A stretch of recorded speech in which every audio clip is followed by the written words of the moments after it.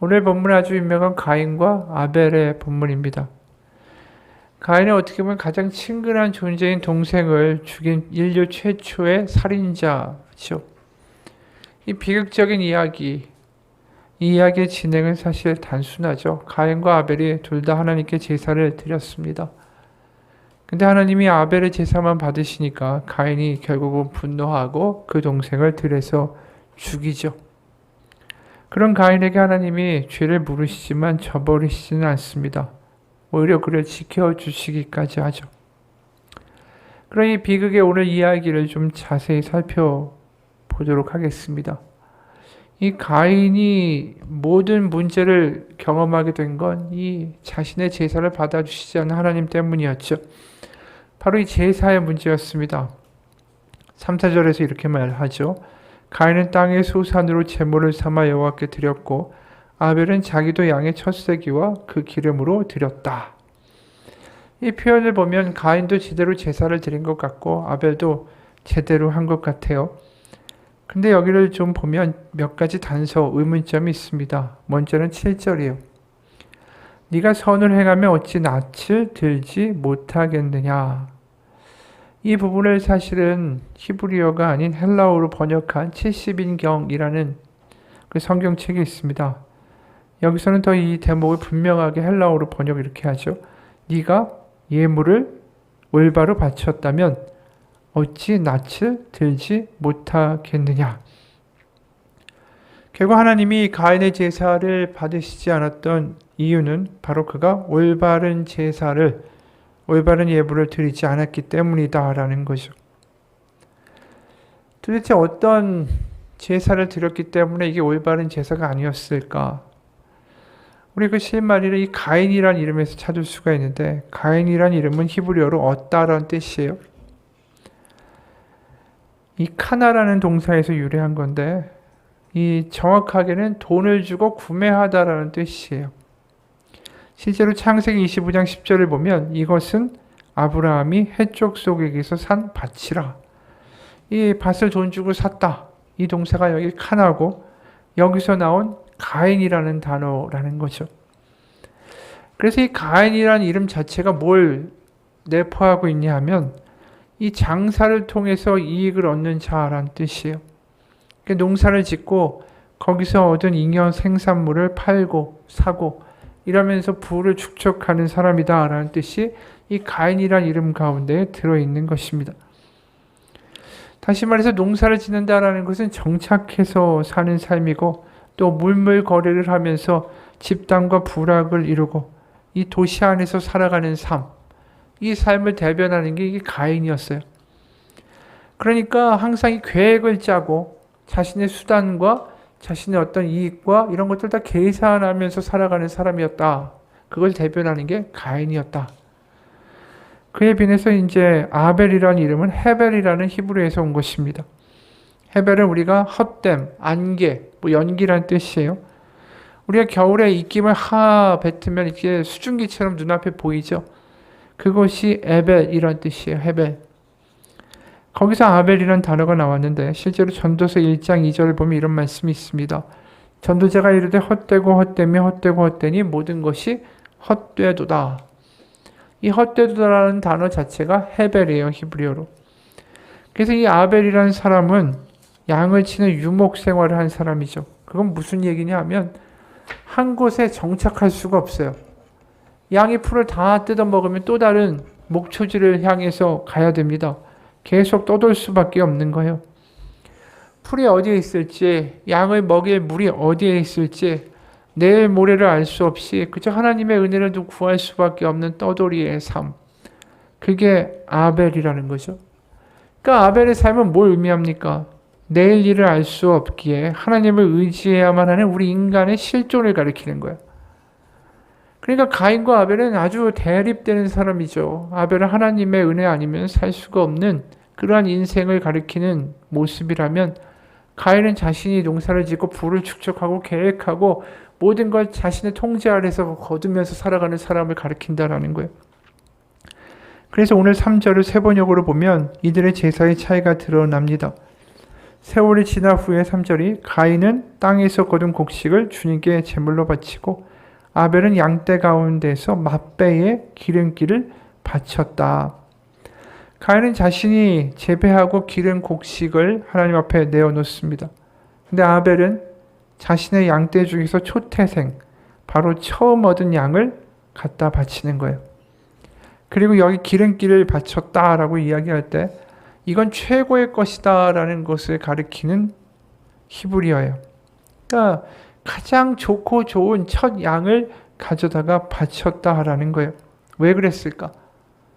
하나님 없이는 자신은 살아갈 수 없는 인생이라는 걸 너무 철저하고 뼈저리게 느끼고 있는 사람이기 때문에 자신이 가진 것 중에 가장 좋은 걸 가져다가 하나님 앞에 갖다 바쳤다라는 거예요. 저는 은혜 없이는 살아갈 수 없습니다. 저 하나님 없으면 살아갈 수 없습니다. 그 고백이 그 제사 가운데 들어있었다라는 거죠. 근데 가인은 그렇지가 않아요. 자신이 거둔 곡식 중에 딱 띄어가지고 그냥 하나님 앞에 갖다 바친 거예요. 왜요? 하나님 없어도 자신은 살만하거든요. 창고 안에는 곡식이 쌓여있고 물물거래로 얻은 돈과 수확물이 창고에 있으니까 굳이 하나님 아니면 안 됩니다. 저 내일 일도 하나님 알 수가 없습니다. 하나님 은혜 아니면 안 됩니다. 이런 간절함이 가인에게는 없는 거죠. 그러니까 다시 말해서 하나님과 자기와의 관계가 자신의 삶의 전부의 필요가 없는 사람이에요. 굳이 하나님에게도 다른 사람에게도 굳이 손 벌리지 않아도 되는 삶. 우리가 가인과 아벨 두 삶을 보고 있으면 현대인의 삶은 어디에 가깝습니까? 가인의 삶에 가깝죠. 자신이 계획하고 자신이 쌓아두고 은행에다가 돈을 쌓아두고 어디다 투자해두고 그것을 믿고 그것을 근거로 해서 살아가는 삶. 그러다 보니까 하나님과의 관계도 거래적이죠. 내가 가진 거에 일부를 바칠 테니까 하나님 그걸 받으시고 내가 원하는 걸 달라고 이야기합니다. 하나님 없으면 전 내일도 알 수 없는 존재입니다라는 그 간절함과 나의 그 연약함에 대한 실존의 고백이 사실은 많이 없어요. 가인과 같이 제사해요. 그냥 주일날 와가지고 앉아있고 난 예배 드렸다. 그리고 또 나가고 헌금도 그냥 내가 가진 데서 돈 이렇게 쑤셔놓은 거 꺼내가지고 그냥 드리고 그러면서 하나님 나 다 예배했어요. 하나님 내가 할 거 다 했으니까 하나님 차례입니다. 하나님 내가 이렇게 성실하게 뭐 했고 예배도 했고 못도 했고 헌금도 바쳤으니까 하나님 내가 원하는 소원도 들어줘야 되는 거 아닙니까? 이런 식의 마음으로 예배에 와 있는 사람들의 모습, 그게 가인이에요. 그러니까 물물거래와 자신의 계획과 자신의 생각으로 살아가는 사람들, 주중에는 자기 마음대로 살다가 주일에는 하나님과 거래하기 위해서 나오는 그런 모습들이 가인의 모습이다라는 거죠. 하나님 아니면 안 됩니다라는 실존적인 어떤 진정한 고백이 없는 사람들, 그런 예배를 하나님이 받으시질 않죠.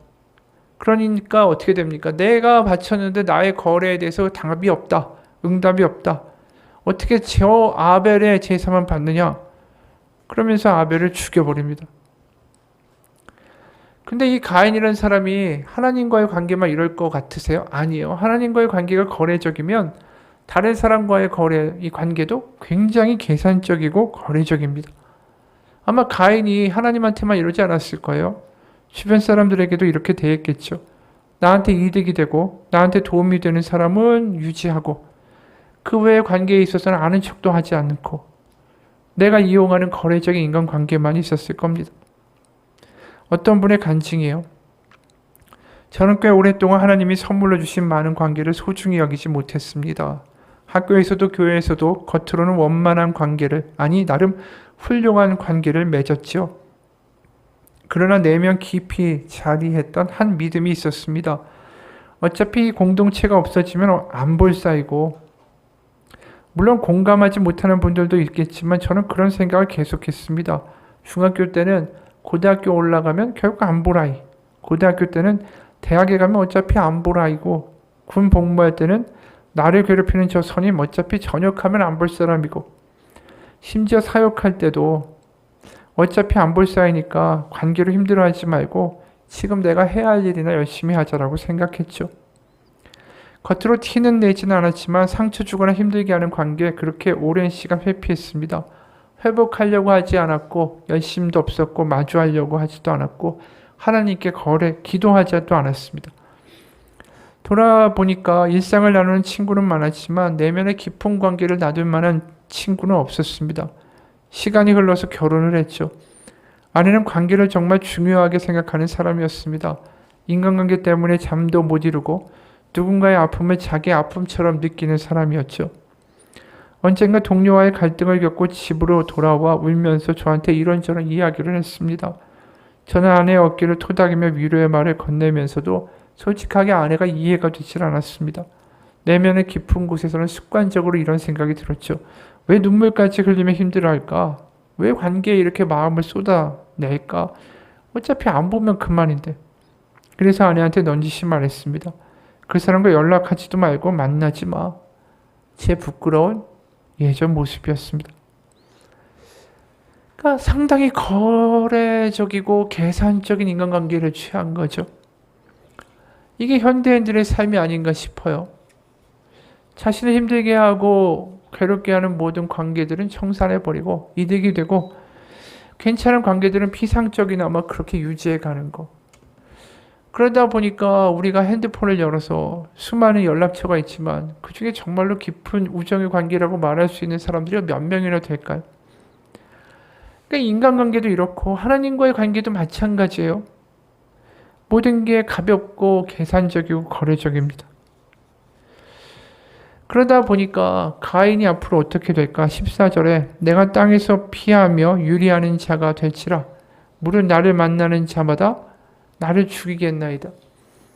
이게 뭘 상징하는 걸까요? 이 사람의 인간관계가 전혀 사랑의 관계가 존재하지 않는다라는 거예요. 서로 죽이고 죽는 관계만 존재하는 인간이 됐다라는 거죠. 물고 물리는 인간의 관계, 이기적인 관계, 이런 것만 거래적인 관계만 남다 보니까 하나님이 원래 인간을 창조하시면서 바라신 게 뭘까요? 하나님을 사랑하고 이웃을 사랑하는 그러한 하나님의 아름다운 공동체의 모습과는 전혀 다른 모습으로 진행되고 있다는 거죠. 결국 가인의 인생은 그런 인생이에요. 이기적인 인생, 계산적인 인생. 그러다 보니까 그런 외로운 모습이 창세기 4장 17절에 이렇게 등장합니다. 가인이 성을 쌓고 그의 아들의 이름으로 성을 이름하여 에녹이라 하니라. 결국 이 사람이 한 게 뭐예요? 성을 쌓는 거예요. 자신을 지키겠다고. 자신을 지키겠다고 성을 쌓지만 궁극적으로는 자신을 그 성 안에 가두어 버리는 것 아닐까. 자신을 이렇게 성을 쌓고 자신의 삶을 지키면서 바운더리를 지키고 그러면서 인간관계를 피상적으로 만들어가고 누구하고도 뜨거운 관계를 맺지 못하는 이런 삶의 모습이 가인의 모습이 우리의 모습이기도 하다라는 거죠. 가인처럼 살인을 하진 않지만 그렇게 누군가를 쳐내고 내 마음속에서 미워하고 그러면서 질투하고 그러면서 누구도 사랑할 수 없는 뜨거운 어떤 마음을 가지고 살아가지 못하는 아무것도 느끼지 못하는 그런 삶의 모습, 현대인의 모습이 바로 가인의 모습인 것 같아요. 우리가 이 가정도 보면 그렇잖아요.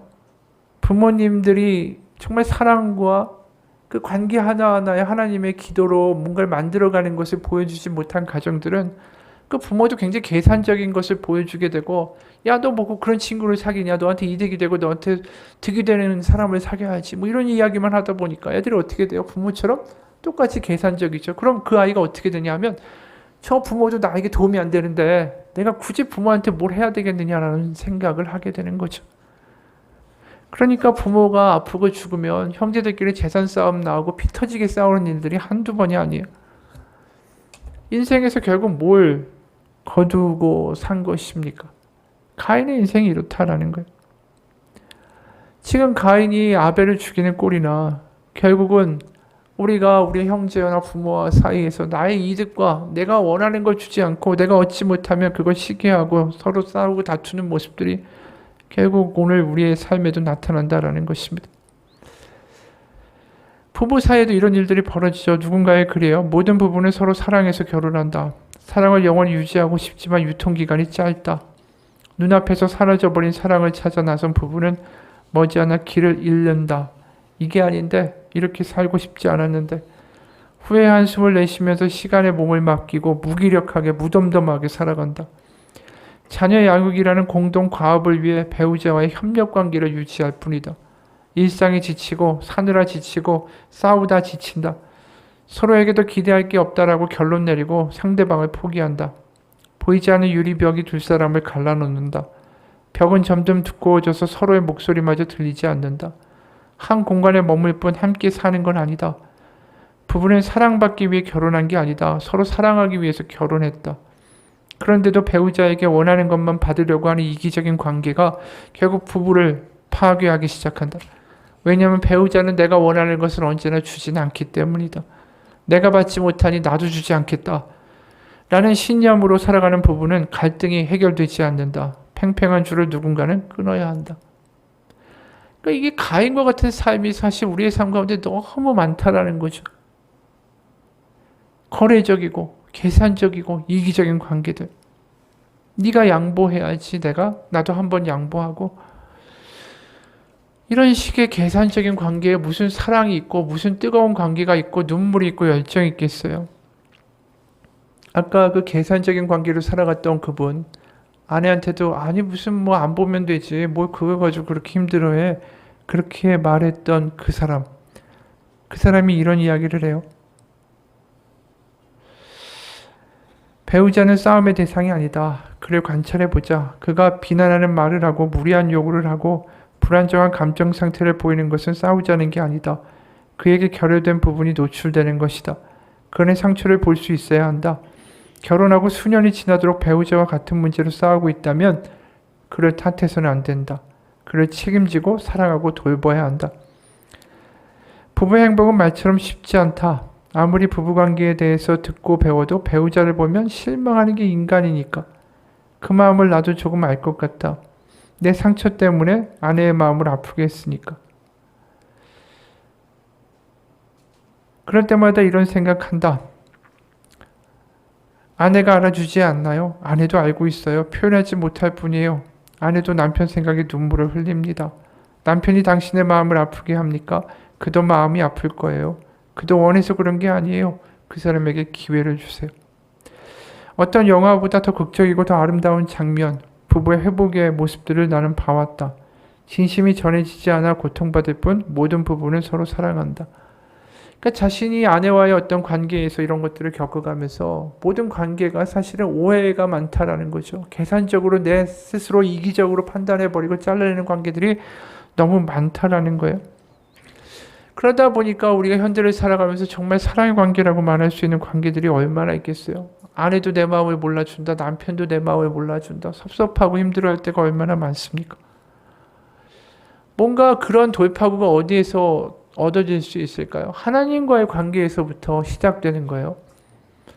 결국 아벨과 같은 삶이, 뭔가 뜨거운 삶이 우리 가운데 어디서부터 시작될 수 있을 거라고 생각하세요? 하나님과의 관계에서부터 시작될 수 있는 거예요.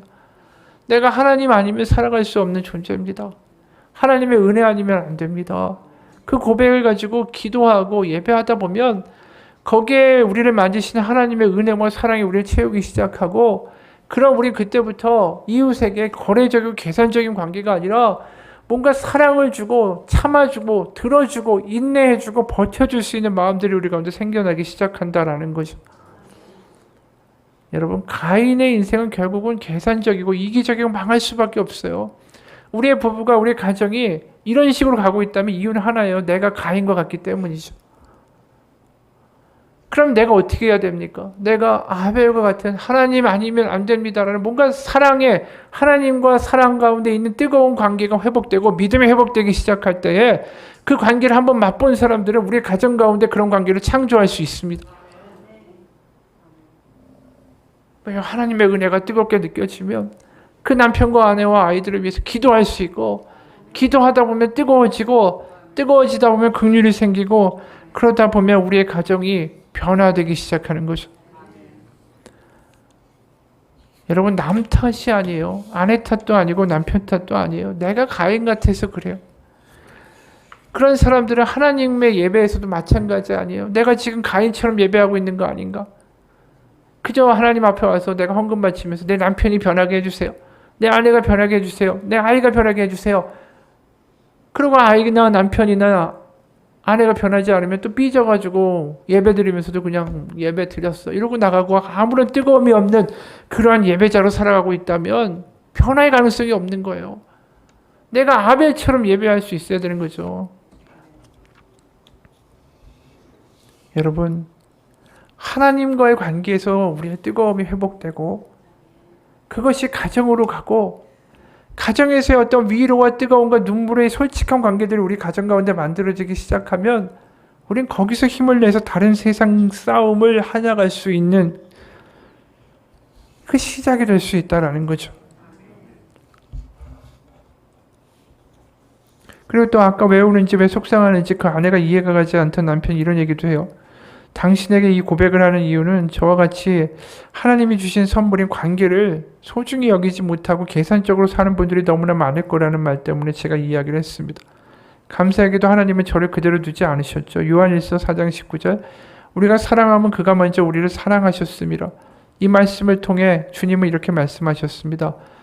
내가 너의 내면의 그 마음 기뻐하지 않아. 주변 관계를 바라봐. 나를 사랑하고 네 자신을 사랑하면서 왜 이웃을 사랑하지 않니? 네가 나를 사랑하지 않는 것 같아. 너는 내가 택한 자녀이고 소중한 선물 같은 존재야. 그리고 너에게 준 관계 또한 내가 너에게 준 선물이란다. 주님은 저를 책망하듯 말씀하시지 않았습니다. 저를 사랑하시기에 하나님 사랑하듯이 나 자신도 사랑하고 또 이웃을 사랑하기를 하나님이 원하셨죠. 그리고 제 내면에 이런 생각이 왜 자리 잡게 되었는지 저도 몰랐던 과거의 일을 떠올려 주셨습니다. 잦은 이사로 정든 친구를 떠나보내야 해서 책상 밑에 혼자 들어가서 울었던 시간들, 초등학교 6학년 때 오른쪽 팔에 종양이 발견돼서 내가 내일 죽을 수도 있겠구나라고 생각했던 시간들, 하나님은 제 내면의 깊은 상처를 만져주시고 그 위에 다음없는 사랑을 부어주시면서 하나하나 싸매주셨죠. 아무에게도 하지 못했던 그 이야기를 아내에게 처음으로 털어놨습니다. 그러자 주님이 저를 안아주셨듯이 아내도 따뜻하게 저를 안아주었습니다. 관계를 소중히 여기지 못했던 오랜 시간이 참 아깝습니다. 그래서 남은 시간 동안 오늘이 마지막인 것처럼 온 마음 다해 사랑하기로 다짐했죠. 누군가 이렇게 이야기했습니다. 성경을 쥐어짜면 나오는 한 단어는 사랑일 거라고. 하나님께서 우리에게 두 가지 계명을 주셨죠. 첫째는 하나님을 사랑하는 것이고 둘째는 이웃을 사랑하는 것입니다. 그렇습니다. 당신 하나님의 선물입니다. 하나밖에 없는 하나님의 소중한 자녀죠. 그리고 하나님은 당신에게 주어진 관계 또한 하나님의 선물이라고 하십니다. 지금껏 저와 같은 모습으로 관계를 소중히 여길 수 없었다면 하나님께서 말씀으로 당신을 만나주시고 당신의 상처를 싸매주시고 오해를 풀어주셔서 당신의 관계가 소중한 하나님의 선물임을 알게 되기를 바랍니다. 이 땅에서 살아가는 동안 사랑하기로 결단하시기를 바랍니다. 온 마음 다해 하나님을 사랑하고 하나님이 나를 사랑하시듯 바로 자신을 사랑하고 이웃을 사랑하는 당신이 되기를 온 마음 다해 축복합니다. 이분의 이야기를 읽으면서 그런 생각을 했어요. 이분이 왜 관계를 그렇게 계산적이고 이기적이고 거기에 자신의 마음을 심지 않으려고 했는지. 과거에 아픔이 있었던 거 아니겠어요? 과거에 상처가 있었던 거죠. 자꾸만 이사를 많이 하다 보니까 누군가에 정주고 자꾸만 헤어지고 이런 것 자체가 자신에게 힘이 드니까 그런 관계를 점점 가볍게 여김으로 자신이 느끼는 부담감을 줄이고자 했다라는 거 아니에요? 우리가 이러한 것들이 답은 아니지만 각자마다 누군가에게 깊은 관계를 맺어가는 데에 걸림돌이 되는 과거의 상처나 아픔들과 선입견들이 있어요. 누군가에게 배신을 당했다든가 누군가에게 사랑을 줬는데 그 사랑에 대해서 보답을 못 받았다든가 우리의 과거의 기억들이 우리를 여전히 사로잡고 있죠. 그렇기 때문에 사랑할 수 없고 왜요? 사랑하다가 내가 아플까봐, 사랑하다가 내가 손해볼까봐, 사랑하다가 내가 감정이 상하고 울게 될까봐, 실망할까봐, 좌절할까봐, 상처해볼까봐 그러니까 아예 사랑 못하는 거예요. 그러니까 이러한 것들이 우리가 관계를 하나님께서 주셨는데 거기서 뭔가 뜨겁게 사랑하고 정말 사랑의 관계로 하나님의 자녀들로 우리 주변의 관계들을 만들어갈 수 있는데 그걸 자꾸만 막고 있는 거죠. 하나님이 우리 가운데 주신 관계들은 복입니다. 기회예요. 왜냐하면 그 관계 가운데 하나님을 경험할 수 있어요. 아내와 남편이 지금 멀어졌다 할지라도 기도하다 보면 또 내가 하나님께 나아가 은혜를 구하고 그 은혜로 서로 말하고 대화하다 보면 그 관계 가운데 내가 과거에 하지 못했던 말도 하게 되고 내가 생각했던 것보다 다르게 그 사람을 바라볼 수 있게 되고 그러면서 어떤 일이 일어나는지 아세요? 그 사람과의 관계가 변화될 뿐 아니라 내가 치유되는 거예요.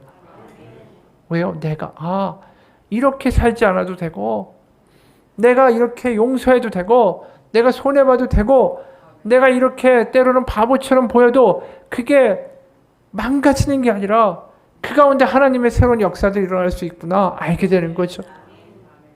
우리가 관계가 회복된다는 건 그 관계만 회복되는 게 아니에요. 내가 자유로워지는 거예요.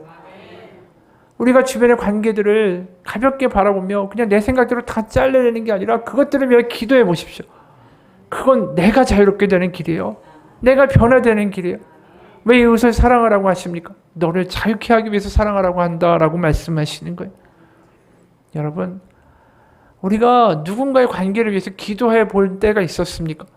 자녀를 위해서, 아내를 위해서, 남편을 위해서 정말 하나님 은혜 아니면 안 된다라고 간절하게 기도해 볼 수 있는 아벨과 같은 은혜가 있었으면 좋겠어요.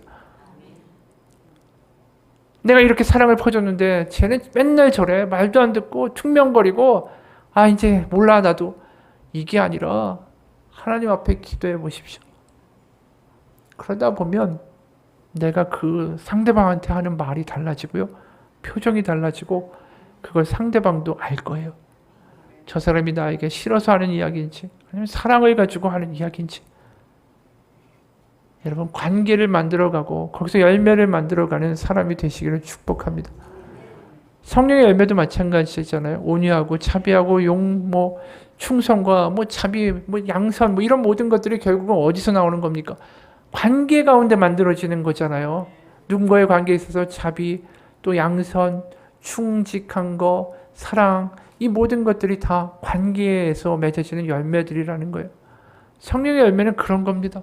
어느 날 갑자기 내가 건강해지고 부자가 되는 게 성령의 열매가 아니라 내 주변의 모든 관계 가운데에 하나님의 은혜가 드러나고 열매들이 맺혀져 가는 거 이게 성령의 열매요. 성령을 받은 사람들이 경험하는 거라는 거죠.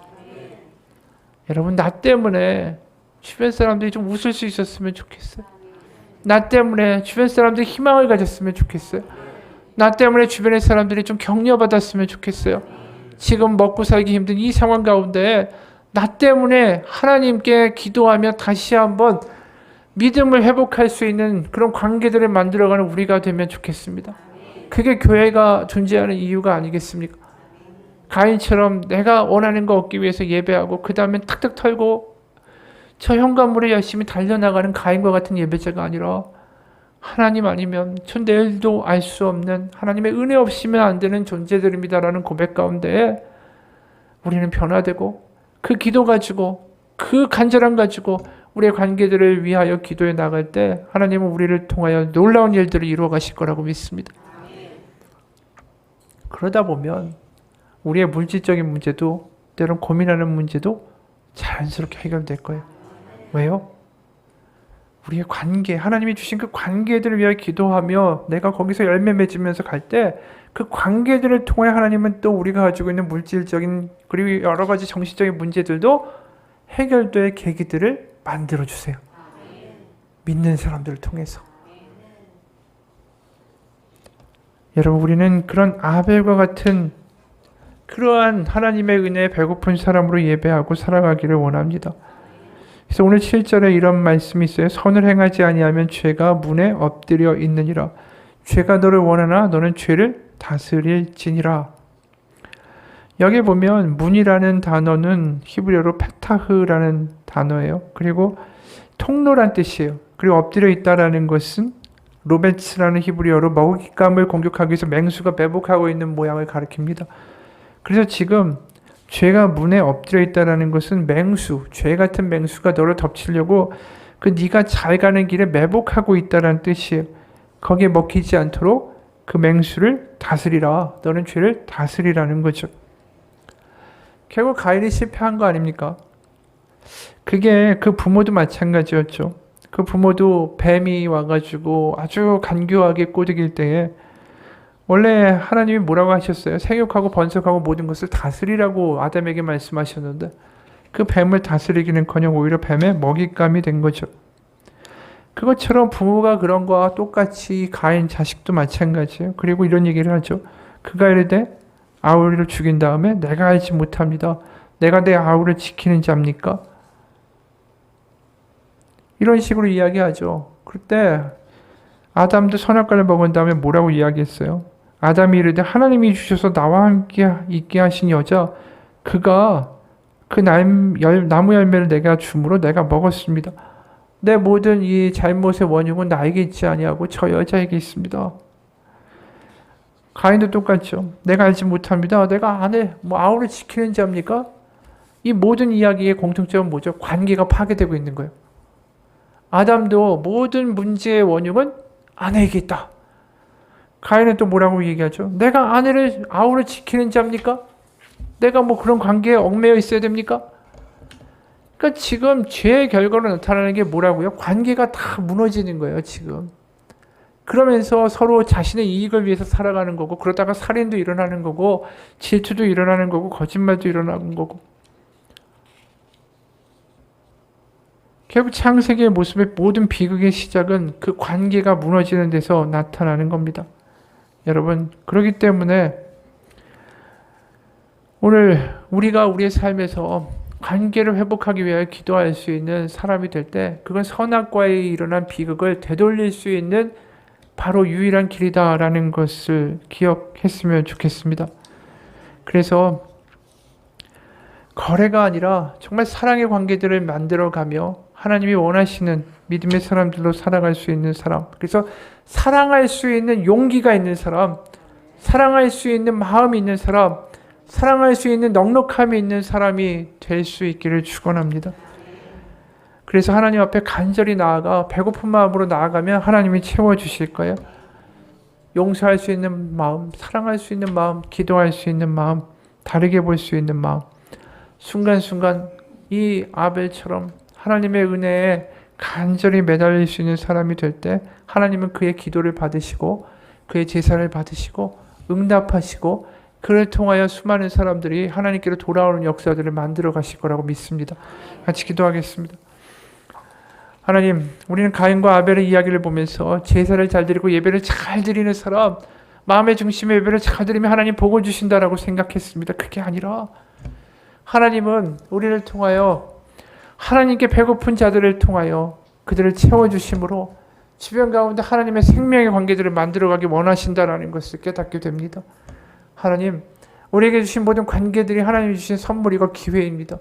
이 관계가 하나님의 역사가 드러날 수 있는 기회고 이 관계가 하나님의 놀라운 일을 이룰 수 있는 기회고 또 우리가 가지고 있는 모든 문제로부터 자유케 될 수 있는 기회고 내가 사랑하지 못하고 내 스스로에 갇혀있는 과거의 상처를 이길 수 있는 자유의 기회가 될 수 있습니다. 또 이 만남을 통하여 하나님은 또 어떻게 우리의 삶의 어려운 지경을 이겨나가게 하실지 우리는 알 수 없습니다. 이런 관계들이 수없이 우리 가운데 다가올 때에 그것이 선물이고 기도하고 그 가운데 하나님의 열매를 맺을 수 있도록 기도해 나갈 때에 하나님 놀랍게 역사하시는 그 관계 가운데 역사하신 하나님을 우리는 경험하게 될 거라고 믿습니다. 그저 내가 힘들다고 내가 지금 가지고 있는 계산과 생각이 있다고 내가 원하는 것만 하나님한테 기도하고 그냥 나아가 버리는 거래적인 신앙이 아니라 하나님이 주시는 뜨거운 사랑 가운데 살고 그 사랑을 가지고 하나님의 역사를 만들어내는 하나님을 사랑하고 이웃을 사랑할 때 형통한 삶을 살아가는 하나님의 자녀의 삶, 그 삶을 우리가 이루어갈 수 있도록 주님 인도하여 주옵소서. 예수님 이름 받들어 기도합니다. 아멘.